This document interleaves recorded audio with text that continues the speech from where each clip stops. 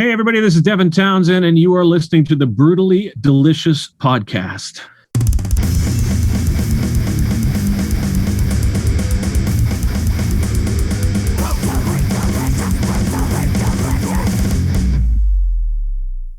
How you guys doing? Doing all right. I can't complain. I'm in Richmond, Virginia. No, sweet. Yeah. Have we met before? Yeah, we've been on. I've done a couple of things, but yeah, we did some stuff on the boat on 70,000 tons. Right. That's what I had wondered. Right. And then you did something with me way back at a Heavy Montreal with the ink blot test. Do you remember that? Oh, yeah. It's great. And I spent a bunch of time in Richmond, Virginia, like a bunch of time, right? Really? Between Guar and Lamb of God, both of those. Yeah. Spent a bunch of time with Dave Brocky at his place there before he passed away. And we did that Lamb of God there in the shittiest studio ever. Really? Yeah, man. And I learned a lot about it. Like, what was it? Oregon Hill and the home of the Confederacy and the whole works, right? Like, man, that's all going up in smoke now. They've all summer long, they're taking all those monuments down and destroying all that stuff. Man, I remember when Brocky had his page up, he used to just take photos of the monuments and just give them shit. Like, it was awesome. Actually, I know we're going to get to you in a second. I know you're on a timeline, but I think it was Balzac, one of the members of them, recently took his video camera down there and was interviewing people. And because now the monuments are totally spray painted over with all this. Sure. All this stuff. So he's been doing like video stuff. They're in full uniform, and it's been kind of comical. I'm sure, man. Yeah. And well, it's good to see you. It's good to see you, Chris. And what's your name? Rena. So you're in Finland. Where are you, Chris? I'm in DC. Washington. All right, man. Here we are. I've only been here for about 3 years. I'm from your neck of the woods. Where are you from? Vancouver. Oh, no shit. Yeah. You're on the Sunshine Coast, right? Yeah, sometimes we're in Coquitlam a lot of the times, and we're moving up back and forth a lot. Yeah. But your studio is on the Sunshine Coast. Are you up near Garth's place? Yeah, well, that's where we're recording the next one is Garth's. Oh, cool. Is he producing it? Yeah. Oh, wow. Yeah, and we've got what's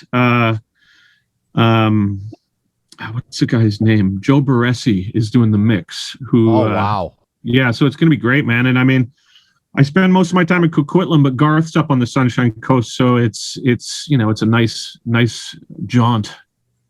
Yeah. I lived in Coquitlam for quite a few years. Yeah, it's good, man. I mean, it's like everywhere right now. It's the chaos of the world has infiltrated every corner, right? And everybody's just trying to figure out how to navigate it.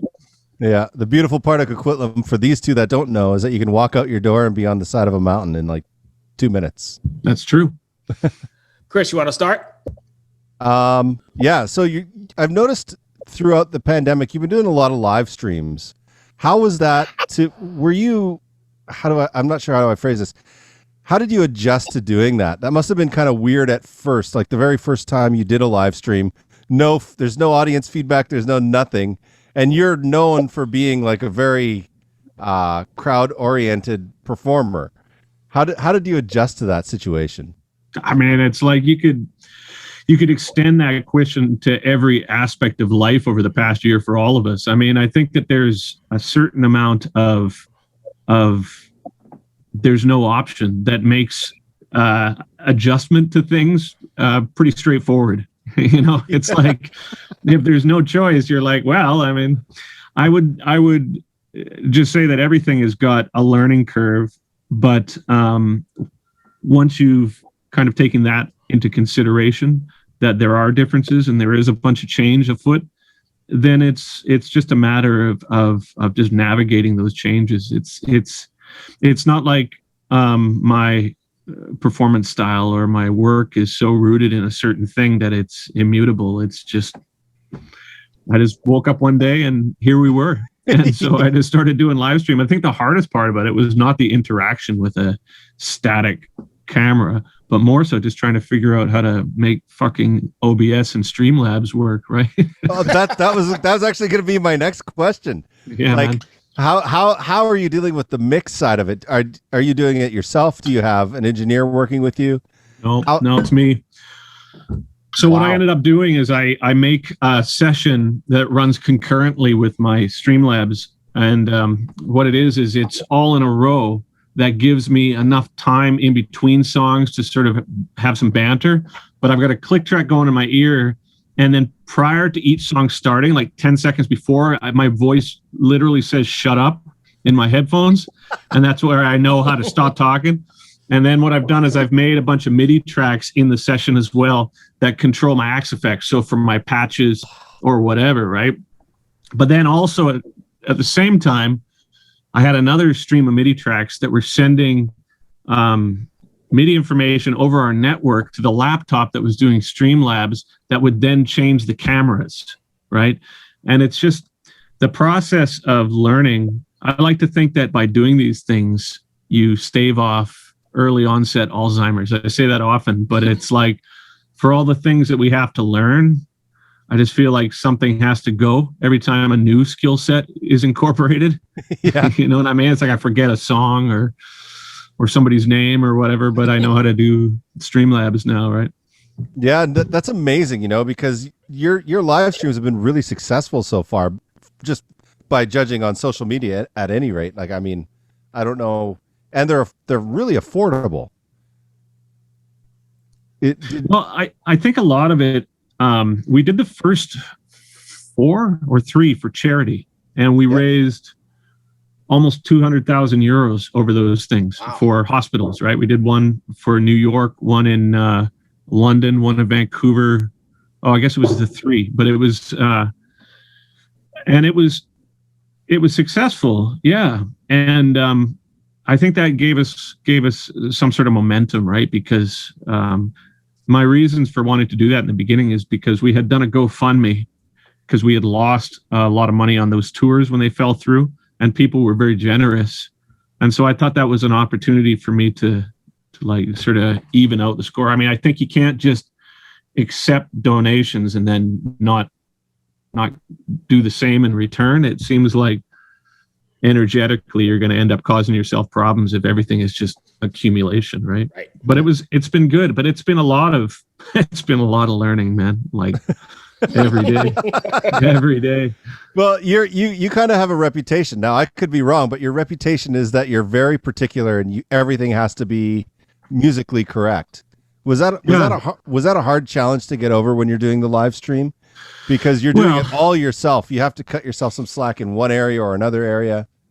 There's a certain degree of perfectionism that becomes a liability. And the way that I have tended to find a solution to that is give myself deadlines, like hard deadlines, like today with Puzzle, right? Like there's that old adage that a mix is never finished. You just have to abandon it at some point.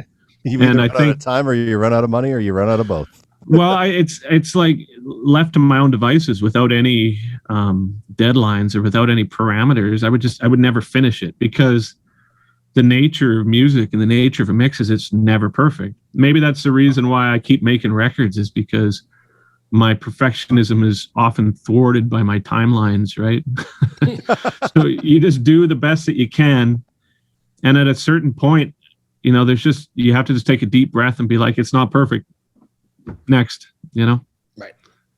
Yeah. I was actually, sorry, Bruce. I'll one more. I was actually thinking about your live stream situation, because I remember when you did a live stream with TuneTrack where you wrote a song in they gave you 2 hours or something like that. Yeah. and there was all kinds of live stream problems that were happening, and your mouse wasn't working, and there was all kinds of stuff that was going on. But That's what made it entertaining. But now live stream is like that's kind of stuff wouldn't happen anymore. Oh, it does. Oh, it does.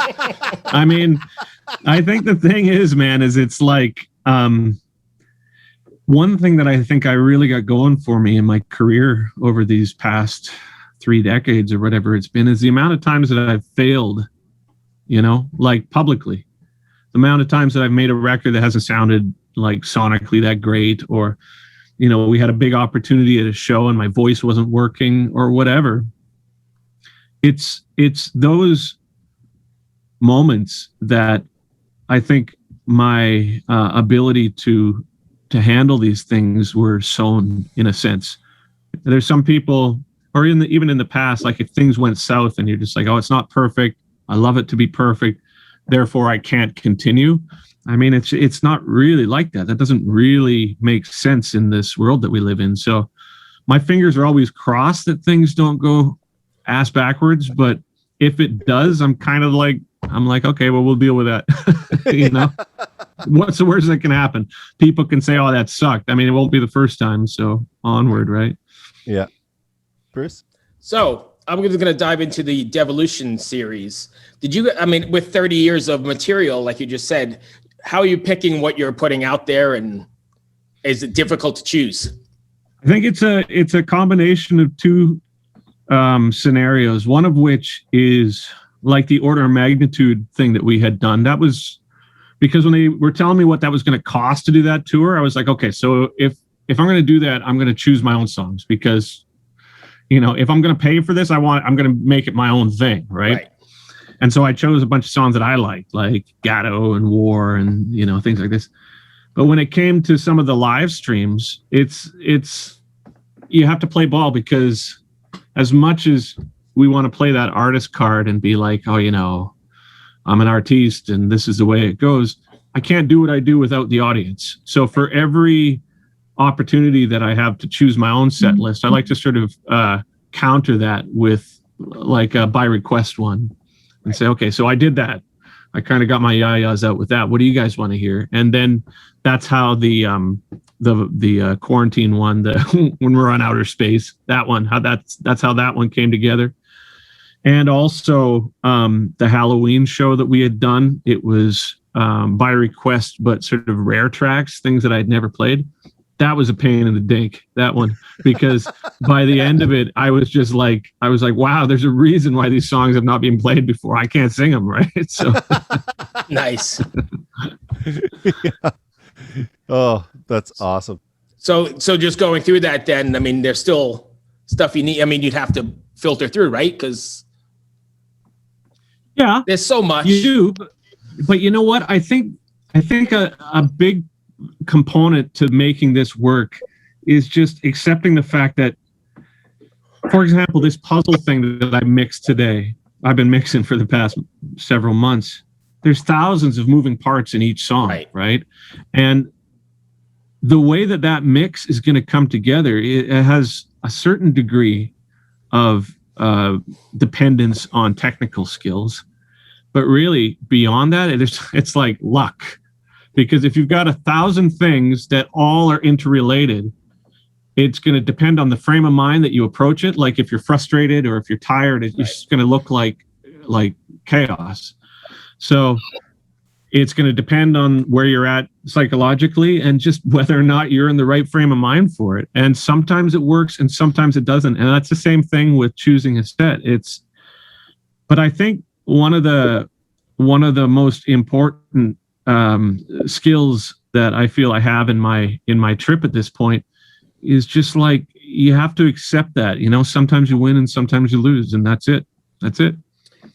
So I think if you can deal with that, then you're in a good place, right? Oh, I agree. But staying with that for a second, being the perfectionist that you are, letting some of those demos and some of that stuff go out, was it difficult to let some of that go, knowing that it wasn't the way you wanted it? Not as difficult as just trying to go to the grocery store lately. You know what I mean? Like, you know what I mean? Like, dude, everything's difficult for all of us all the time, man. You know what I mean? So in the scheme of things, it's difficult. Of course it's difficult. Yeah. But, you know, what are you going to do? All right, Rena. It's like everything's a gong show lately. What you got, Rena? Yeah. Everything is terrible. Completely agree. Yep. Exactly. Exactly.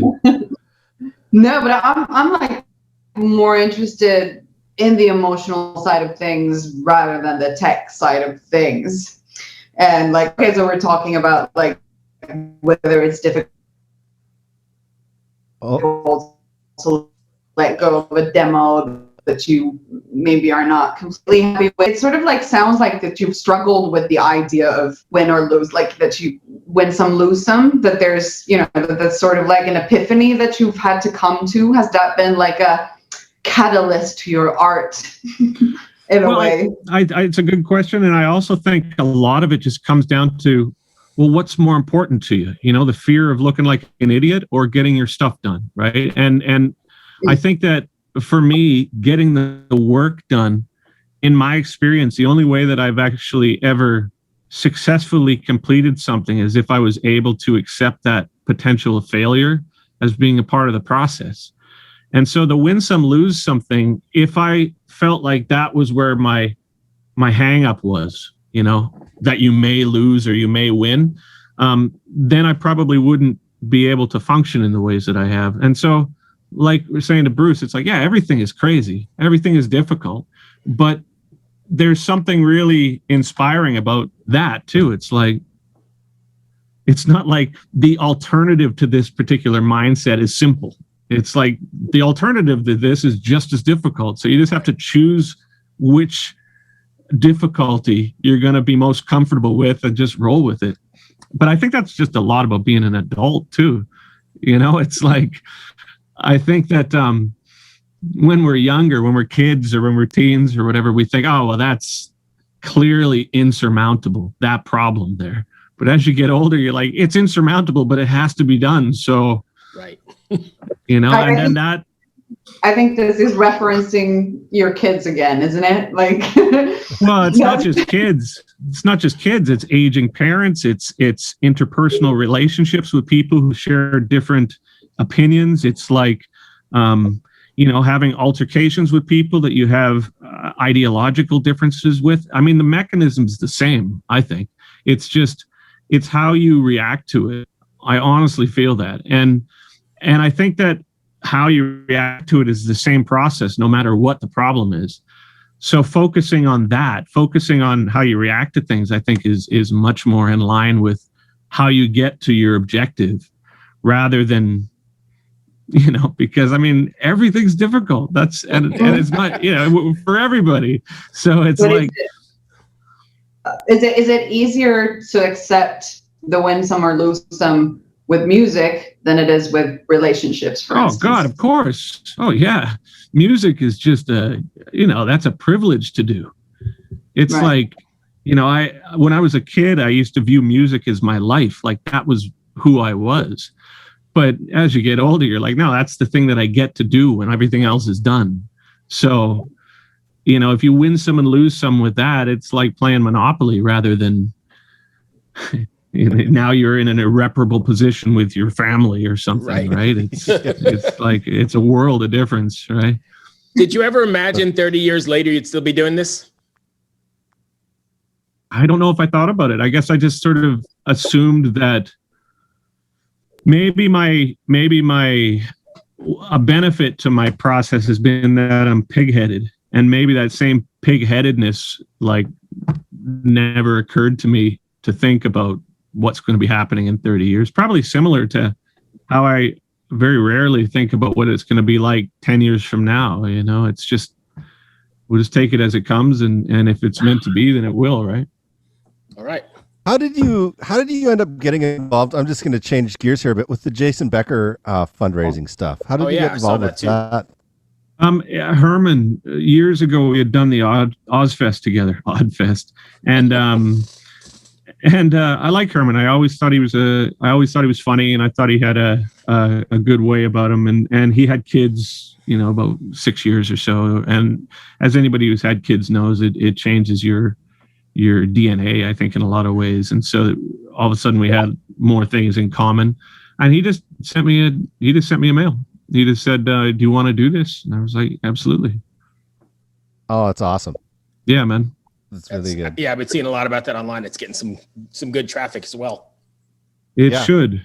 It's like it's a community, and when you have somebody like Jason Becker who has had a big throw in the guitar community, who's been hit with a card like that, man. I mean, specifically with healthcare and everything, it's like the expenses of that have got to be really difficult for him and his family, right? Oh yeah, absolutely. Chris? Yeah, healthcare is much more expensive down here. That's for sure. I would imagine, right? There's Oh no my question God. about that. Yeah, I'll speak to that for sure. Yeah. Chris, you got anything else? I don't know. Yeah. Rena? Yeah, I just talk about kids all night, but you know, you can go whatever, you know. Is that the? I have a technical question if I'm allowed to ask it, Bruce. Yeah, of course, man. Cool. So you use the Axe effects a lot for your guitars, you were saying?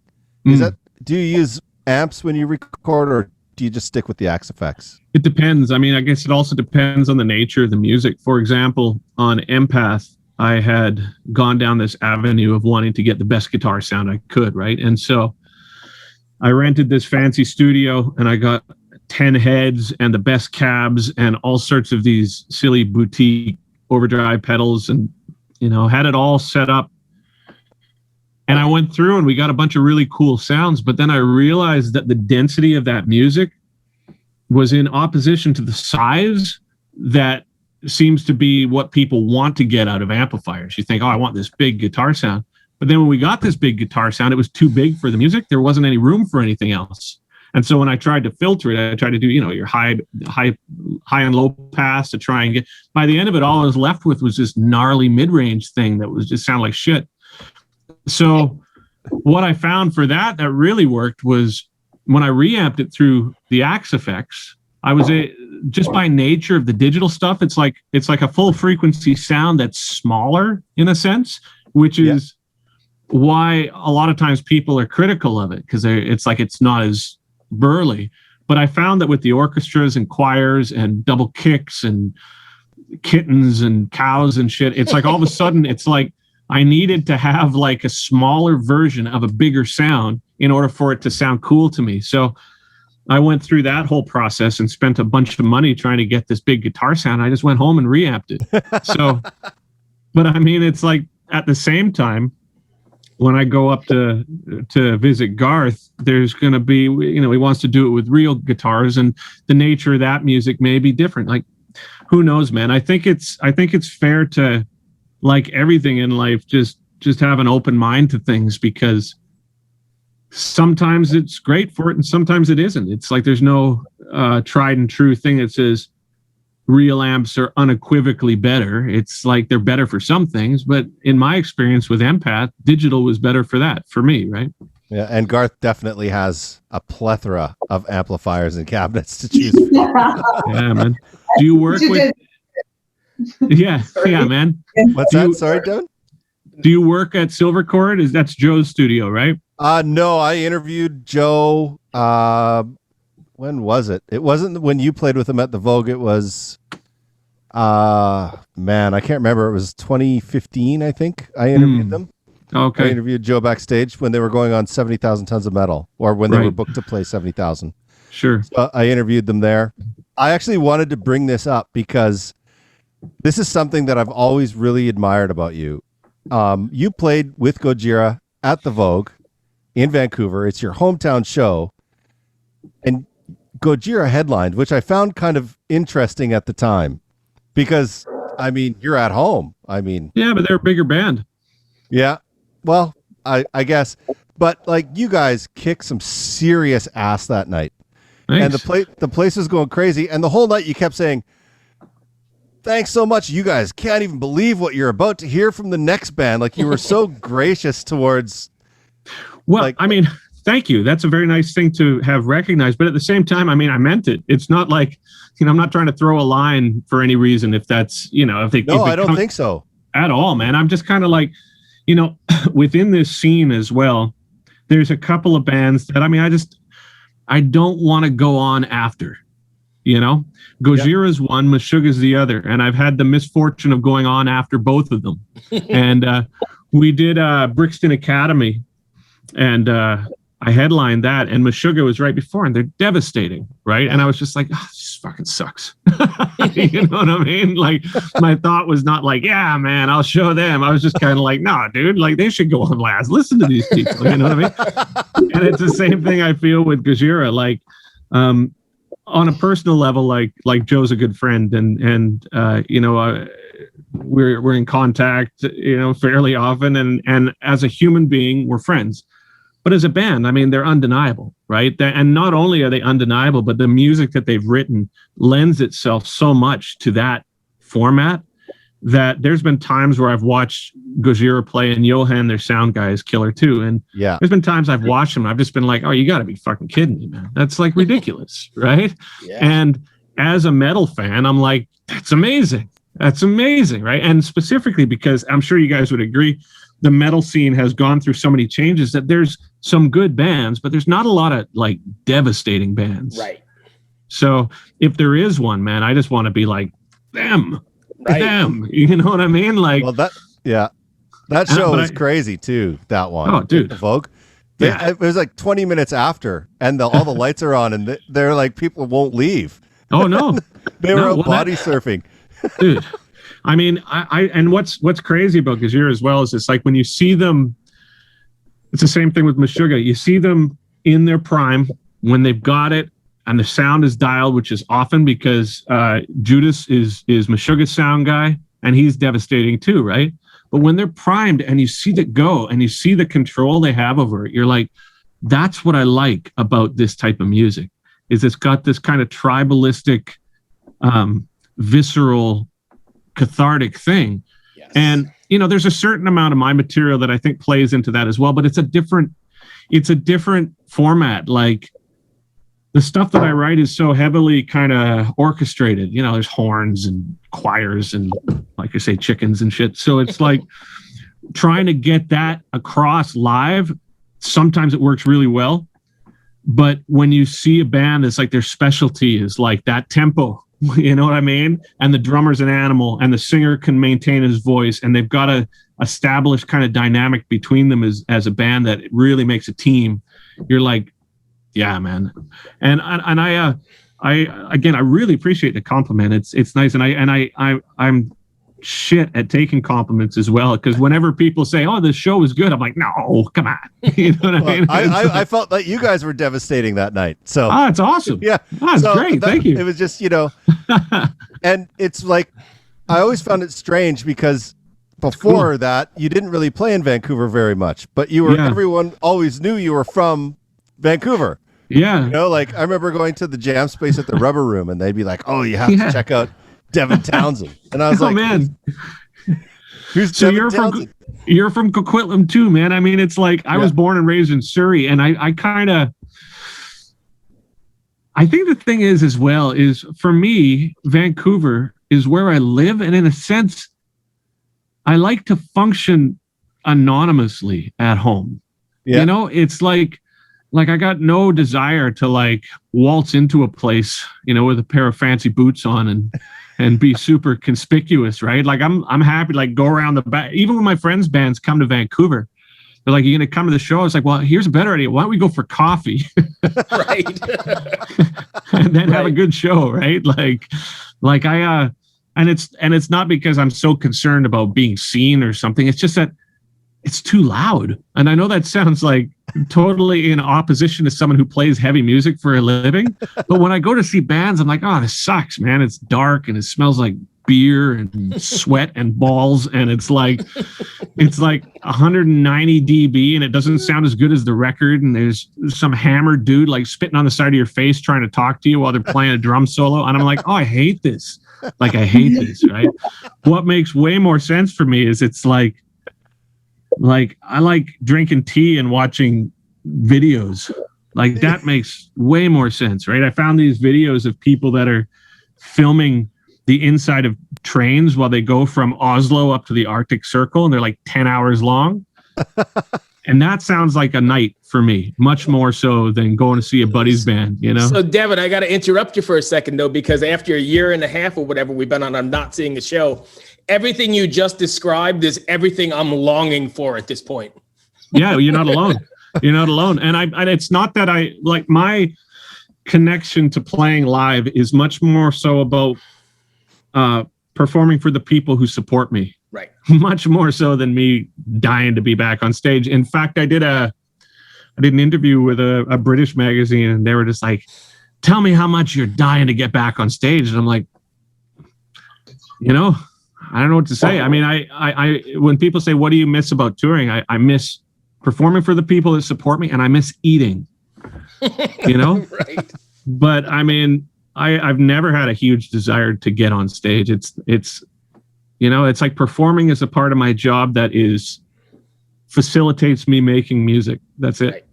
And I find that in order to try and sustain my voice and to try and keep myself emotionally balanced enough in a completely surreal environment like that, where you're the focus of attention, right, and you're traveling and all this shit, it requires a lot of it takes work from the morning to the night, and to exercise and to keep my brain together and to try and be present enough for the people who support my work without letting it go to my head or getting the criticism go to my head or whatever. Dude, it's constant effort. And so, it's not saying that I'm oh, it's been fantastic to not be on tour, because this year has been the anxiety of this year, as it has been for everybody, regardless of what side of the fence you're on, has been fucking crazy. Yes. It's the whole wake up at 4:30 in the morning, staring at the roof in a panic. I'm fine without having to deal with that anymore. Thank you. Right. Right. But at the same time, it's like anything, you have to choose what side of the things you're going to focus on. And for me, I'm home and I have the opportunity to work and make music. So that's what I'm doing. And then when I'm on the road, that's what I'm doing. Right. And there's good things about both, right? There's good things about both, and there's also a bunch of shit with both, right? We're just about out of time. Rena, you have anything else? She's frozen. She's frozen. She's frozen in a smile. That's awesome. Devin, I want to thank you for being so gracious and letting us reschedule, and I know you're super busy, and I appreciate it. Rena, you there? Yeah, she's not. Frozen. She's frozen again. Devin, thank you very much. Good luck. Thanks, Stay man. safe. Thanks for taking Cheers, the time. Guys. Take it easy. Bye. Thanks, man. Bye-bye.